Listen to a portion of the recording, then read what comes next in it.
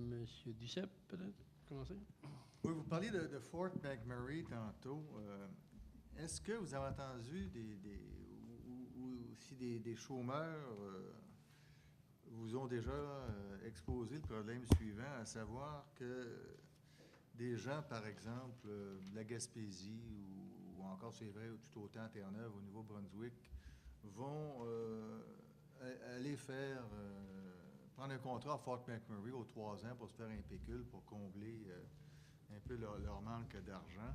Revenant chez eux, on leur dit qu'il n'y a pas d'emploi dans la région. Cependant, tu as déjà été à Fort McMurray une fois. Si tu y étais une fois, tu dois y retourner. J'aimerais vous entendre sur ça, parce que si c'était le cas, nous, on conclut que une telle rigidité dans l'application de la loi fera en sorte que beaucoup de gens ne voudront pas y aller de peur de devoir y rester et que ça joue contre la mobilité. Est-ce que vous avez eu des cas semblables? Parce qu'on a parlé aux fonctionnaires à Ottawa qui nous ont dit que c'était du cas par cas. Mais on n'a pas eu de cas qui nous disaient que ça s'est produit. Est-ce que vous en avez entendu? Non, c'est les gens, on voit beaucoup des gens en Gaspésie et des témoignages qu'on entend du côté du nord du Nouveau-Brunswick, l'Acadie, de gens qui vont travailler dans l'Ouest. Et effectivement, avec la mise en place de nouvelles réglementations à l'assurance-emploi, celle qui est rentrée en vigueur le 6 janvier 2013, là, avec tous ces trucs-là de catégorie de prestataires, il y a un machin qui s'appelle, c'était évoqué, je pense, le guide de détermination de l'admissibilité. Une espèce de grand livre, là, quand les fonctionnaires veulent réfléchir ou rendre une décision ou analyser, le fameux cas par cas, là, bien, ils ouvrent ça. Alors, chaque cas est étudié à travers ce prisme-là et il est rendu très clair, parce que ça a été réécrit, là, tous les chapitres qui concernent la recherche d'emploi, puis le départ volontaire, puis machin. Et effectivement, les gens qui vont travailler de façon si éloignée, la seule chose qu'on prévoit, c'est de leur accorder, je résume vite en vulgarisant, on prévoit leur accorder un certain délai pour qu'ils aillent voir leur famille. Hein? Et puis sinon, il faut qu'ils retournent, sinon ça va être un départ volontaire non justifié. Alors, l'écriture de cette partie-là du guide de détermination de l'admissibilité est très restrictive. Est-ce qu'elle va être appliquée immédiatement? Là, il y a des directives, hein? C'est la chaîne de commandement. On sent comme les forces armées, ce monde-là. Hein? Ça part d'Ottawa, puis ça descend des directives. Alors, ça va y aller, mais disons que tout est en place. Le menu est là, tout est là. Alors, quand ils vont décider de descendre les directives, peut-être après les prochaines élections, nous verrons. Mais tout est là. Pour eux. Mentionnez qu'il y a 80 des gens qui sont des travailleurs dits saisonniers, c'est-à-dire qui travaillent dans des secteurs saisonniers, pour être plus clair, n'épuisent pas leur semaine de prestation. Si tant est que cela est, est-ce que, en quoi la réforme leur nuira-t-elle puisqu'ils n'épuisent pas leur semaine de prestation? C'est parce que c'est pas là que ça se passe. Ça se passe dans ce système de contrôle de l'assurance-emploi. C'est-à-dire que tu es convoqué. Dans notre mémoire, vous retrouvez une lettre là, qui ressemble au genre de lettre que le monde reçoit. Les gens sont convoqués. Et là, sont convoqués, ils sont une quinzaine, une vingtaine. Ça peut être une entrevue individuelle, mais généralement, c'est des entrevues de groupe parce qu'ils font ça vite. Là. C'est une entrevue de groupe. Puis là, ils t'ont convoqué, tu as reçu ta convocation une couple de jours à l'avance. Ça, on voit ça beaucoup, hein, même parfois la veille. Avec une liste, une feuille où là, tu dois remplir tes recherches d'emploi, etc. Tout ce que tu as fait comme recherche d'emploi. Alors, si tu arrives mal préparé, si tu as fait une recherche d'emploi qui n'est pas suffisante ou qui ne répond pas aux nouveaux critères de ce qu'on définit comme la recherche d'emploi convenable, genre le prestataire fréquent après 6 semaines doit trouver une occupation semblable. Le menuisier ne peut plus chercher puis dire « moi je cherche un emploi de menuisier ». L'arpenteur géomètre ne peut plus dire « voyons donc, je suis un arpenteur géomètre, moi j'ai étudié pour être arpenteur géomètre ». Les gens vont réagir avec le gros bon sens. Et là, il y en a qui vont tomber. C'est là que ça se passe. C'est là que ça se passe. C'est-à-dire, quand on dit sur la durée de la période de prestation, c'est d'autres choses.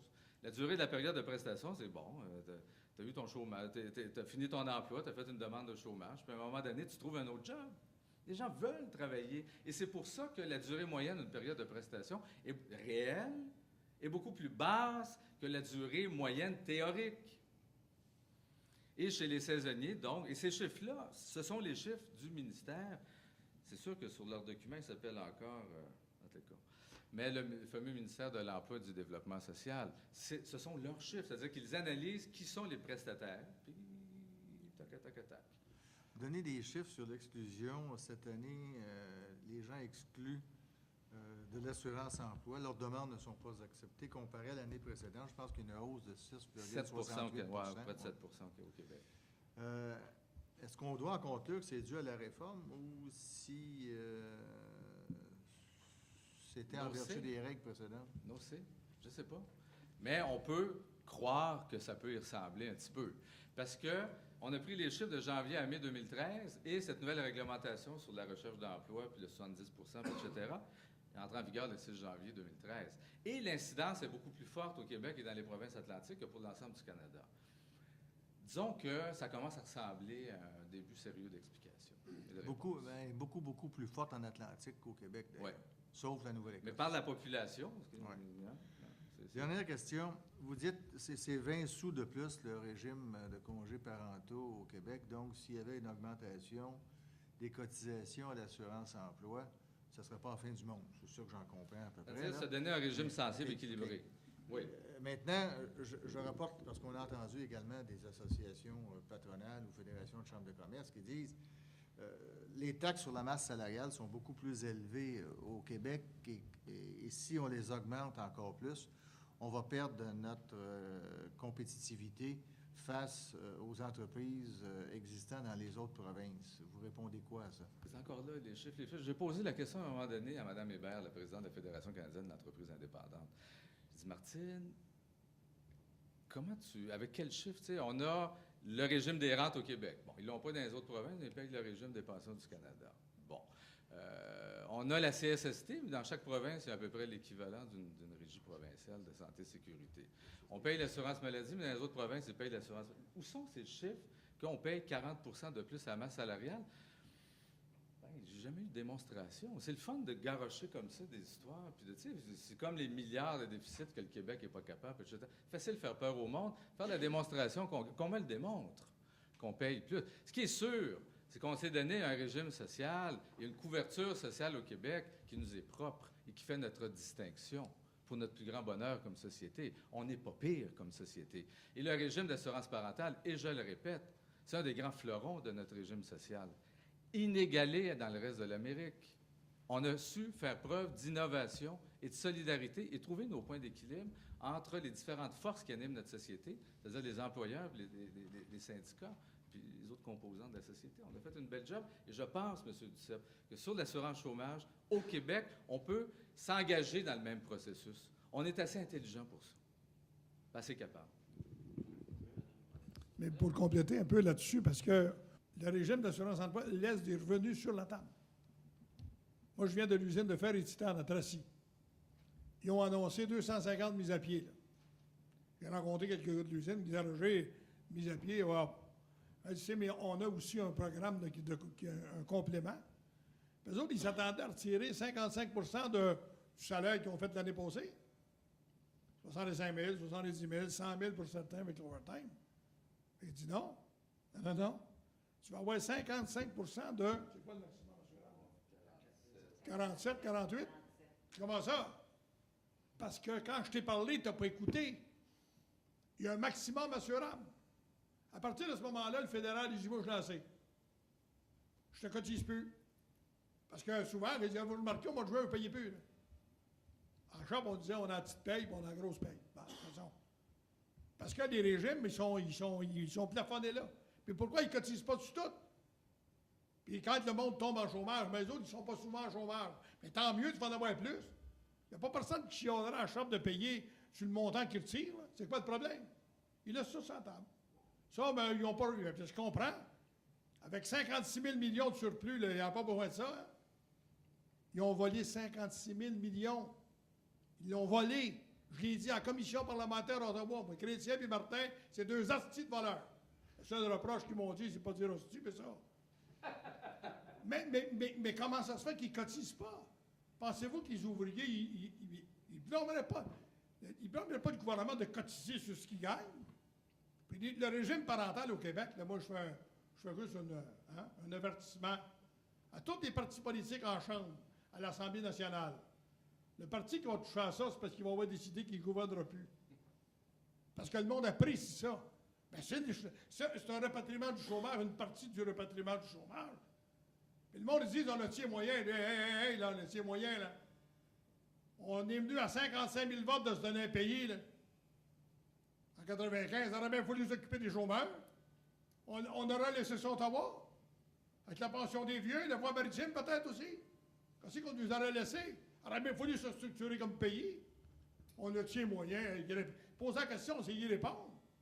On a fait le tour du Québec, on a tué moyen. Hey, quand tu as voté oui en 95, là, tu votais sur quoi, là?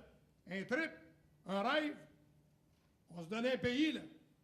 Là, on parle de se donner un pays, peut-être. On ne parle pas de dire au fédéral, là, on ne peut. Là, moi, j'ai été à Ottawa pendant des décennies à déposer des mémoires. Je la connais à 17 ans. Je la connais, je connaissais tout l'endroit où il y avait un radar. La 117, en tout cas, on prend, je l'ai parlé hier, pour ça que c'est l'autoroute payante de Toronto, ça. Mais, je disais, le radar est là, on le savait. Mais là, je dis, non, retourne pas là. Il ne faut pas retourner là encore, là, de jouer à l'incandescent. Tu sais, on a joué fair play pour ça. Hein. Il l'a dit au début. On a déposé des mémoires de façon fair, en disant, il faut faire ça, il faut faire ça. Je me souviens d'avoir manifesté dans la rue contre Mulroney avec les libéraux à côté de moi, à moins 30. Ils disaient, ça n'a pas de bon sens. Quand ils ont pris le pouvoir, ils ont continué leur phrase, ça n'a pas de bon sens, ils ne coupaient pas assez, Chris. Ils n'ont mis plus que le client demandait, ça n'a pas de bon sens. On va ramener ça chez nous, on va se donner les moyens. Je pense que votre point est fait. Alors, mais c'est parce qu'à un moment donné, il faut le dire. Hein. Je veux revenir sur deux de vos questions, M. le Président. Une sur le taux de cotisation, savoir quel est le taux de cotisation, ce que j'en ai compris, là, qui serait acceptable ou encore pour logique par rapport au régime d'assurance-emploi. Or, pour un régime qui garde sa mission initiale, lorsqu'on avait fait des études au comité de la Chambre des communes en 2004 et une autre fois en 2006, les employeurs et les employés s'entendaient qu'un taux pour les employés, c'était à peu près 2,20 du 100. La seule distinction qu'il y avait entre les deux positions, c'est que les employeurs disaient, nous, bien sûr, on veut payer le même taux que les employés. Or, c'était la seule divergence, mais en autant, et les employeurs étaient d'accord avec ça, en autant qu'on ramène les bénéfices de base, qui étaient les bénéfices de base en ce qui concerne le nombre de semaines, etc. Il y avait des variantes là, mais ça se tient. Maintenant, l'autre question, en ce qui concerne les gens du Québec qui vont travailler, exemple, à Fort McMurray. Donc, lorsqu'on a fait des tournées au niveau canadien, on en faisait à peu près aux 2 ans sur différents sujets. On le fait, par exemple, sur la réforme de l'assurance-emploi, la question de l'employabilité aussi, une autre fois sur la question des conditions de travail pour les Autochtones, okay? Une autre fois sur la pauvreté. Et chaque fois, la question du régime d'assurance-emploi était remise en jeu comme étant une des pièces maîtresses pour pouvoir faire en sorte de pouvoir améliorer le sort des gens qui étaient touchés par nos différents sujets d'études. Donc, ça, c'est un point. L'autre point, je reviens à votre question sur Fort McMurray. Les gens du Québec qui vont là-bas, ce qu'on a constaté, nous, c'est que les gens qui s'y rendent, une fois qu'ils sont là-bas, ils constatent une chose d'abord, que le revenu, bien sûr, ce qui leur reste, c'est pas beaucoup plus élevé parce que les conditions de vie sont beaucoup plus élevées. Je me souviens, entre autres, de quelqu'un, justement, de la Gaspésie qui nous disait, moi, je paye 1 700 $ par mois pour rester dans une roulotte où il y a 2 chambres. Bon. Alors, ça vous donne un peu la mesure, sans parler des autres choses. Maintenant, est-ce que c'est la même chose maintenant? Je ne sais pas, mais nous étions à ce moment-là dans le boom en ce qui concerne le développement pétrolier. Bon, maintenant, ce qui, moi, me trouble et me traumatise, je dirais, c'est de voir comment on s'évertue à vouloir retourner à Ottawa en espérant pouvoir réformer ce régime-là. Moi, je pense que c'est peine perdue. C'est illusoire. Et à partir du moment où on a une responsabilité dans la société québécoise, quelle qu'elle soit, particulièrement ceux qui représentent les travailleurs, qui sont susceptibles de perdre leur emploi un jour ou l'autre, dire qu'on peut aller encore restaurer ce régime-là à Ottawa, moi, je pense que c'est peine perdue. Et ça retient, ça repose sur 2 éléments essentiels. D'abord, une volonté politique évidente de tous les grands partis au niveau d'Ottawa et qui est conditionnée, je pense, par une chose, c'est que la structure de l'emploi n'est pas la même ailleurs au pays par rapport à la structure de l'emploi au Québec et dans les Maritimes, une partie des Maritimes, entre autres, relativement, entre autres, à la question du travail saisonnier et sur quoi repose l'économie, le développement de l'économie. Alors, quelques partis, que ce soit, à mon avis, au fédéral, qu'ils soient de gauche ou de droite, peu importe, ils vont être toujours dans cette même dynamique-là de devoir faire en sorte de rétrécir au maximum le régime de l'assurance-emploi. Le rapport du Comité des ressources humaines en 2006 qui s'appuyait sur les témoignages du côté patronal ou syndical Oui. Avait été unanime sur la très grande majorité des points, si je ne me trompe pas. Oui. Le rapport a été mis en 2 temps, puis vous avez tout à fait raison. Alors, en décembre 2004, il y a eu une première tranche du rapport où nous étions, quand je dis nous étions, tous les parlementaires sur le comité permanent des ressources humaines et développement social, nous étions unanimes sur 6 points, qui étaient, entre autres, une caisse autonome de l'assurance-emploi. Le rapatriement, d'abord avec une restauration d'un certain nombre de bénéfices à l'assurance-emploi, payés par le retour graduel dans la caisse des sommes qui avaient été détournées. Et à ce moment-là, si ma mémoire ne fait pas défaut, nous en étions à 32 milliards ou 36 milliards, à un rythme d'1,5 milliard par année. Ce qui n'était pas beaucoup par rapport au détournement qui avait eu lieu, mais qui permettait, qui pouvait logiquement, sur le plan de l'équilibre du budget canadien, pouvoir se faire comme par enchantement. Donc, ça c'est écrit là et tout ça. Et l'autre chose de mémoire, c'est que cette caisse-là devait être administrée majoritairement par les employés et les employeurs, les deux seuls qui payent, avec une participation du gouvernement canadien, bien sûr, parce qu'il y a une responsabilité, comme on sait, sociale et tout ça. Bon. Alors, il y avait 3 autres mesures sur lesquelles il y avait unanimité aussi. Je ne sais pas si ça répond à votre question, là. Vous avez parlé, M. Seri, de la proportion des prestataires qui n'épuisent pas leur semaine de prestation. Ces taux-là de 70-75 %, est-ce que c'est des taux qui, dans le temps, se sont maintenus? Si on remonte à, si on remonte à 1990, là, tous les 5 ans, c'est toujours autour de ces taux-là? De ceux qui n'épuisent pas leur oui, part, oui. Depuis plusieurs années... Est-ce compliqué de le trouver? Alors, on peut retourner jusqu'à 96, 97, et on va trouver tous ces chiffres-là. OK. On va voir la grande tendance. L'autre Allez-y. commentaire que j'ai, c'est à la page 14 de votre mémoire. Bon, vous dites « Il n'y aura aucun rapatriement d'évolution de pouvoir ou délégation de ce pouvoir de mettre en place notre propre régime d'assurance chômage sans un réel consensus de la société québécoise et de sa classe politique. » Ce ne peut être le projet d'un seul parti, vous nous l'avez répété. Il s'agit bel et bien d'un projet de société, comme l'a été cette volonté de mettre en place notre propre régime d'assurance parentale, initié en 1998 sous un gouvernement du Parti québécois et complété à la fin 2005 sous le gouvernement d'un gouvernement libéral. Qu'est-ce qui vous permet de dire aujourd'hui que c'est quelque chose que tous les partis pourraient appuyer? Vous ne dites pas ça. OK. Mais vous n'avez pas d'indication à l'effet que les autres partis ou que l'ensemble des partis pourraient appuyer cela? C'est un millionième de centimètres. On a eu des rencontres l'année dernière avec les gens de la CAQ, les députés de la Coalition Québec, comme avec ceux de Québec solidaire, comme avec ceux, bien sûr, du Parti québécois. On a demandé des rencontres avec les libéraux, on les a pas eues. Disons que l'année passée, c'était un petit peu ajusté. Mais on travaille dans ce sens-là. Écoutez, l'idée de rapatrier l'assurance chômage au Québec, c'est Claude Ryan en 1981. On n'a pas inventé... Est-ce que le Parti libéral aurait changé d'avis depuis? Ah, ben là, on va leur demander. C'est pour ça qu'on veut des rencontres avec eux. OK. Et on pense que on va cheminer quand on va établir des bases larges d'appui. Bien, c'est un peu le sens de ma question. Oui. Tu sais, qu'est-ce que... L'ADQ l'avait demandé en 2007. Ah, c'était dans leur programme. Et quand j'ai demandé à leurs députés, ils me disent, oh, tu sais, nous autres, on écrivait ça vite des fois, des programmes. Alors, mais bon. Merci. Voilà, c'est ça. Adhérer à votre projet l'an Une dernier. centaine de municipalités québécoises ont signé, voté à l'unanimité de leur conseil municipal, une déclaration pour rapatrier. Ça, il On faudrait peut vous avoir. fournir des Faudrait nous envoyer Ça ça. mais il y en a quoi, 1100? Non, bien sûr, mais c'était l'initiative d'une petite municipalité, Saint-Siméon. Puis eux autres, de leur initiative, ils ont lancé ça. Puis il y en a une centaine qui ont répondu.